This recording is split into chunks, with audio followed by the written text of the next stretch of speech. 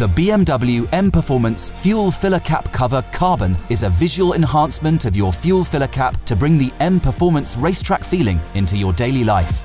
You can install it by gluing it onto the fuel filler cap of your BMW.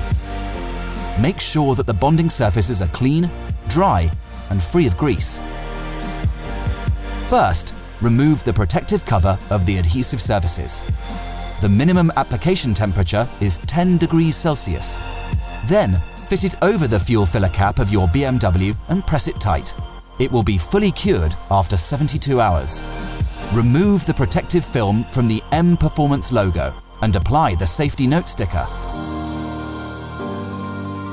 Continue watching our how-to series to get the most out of your BMW.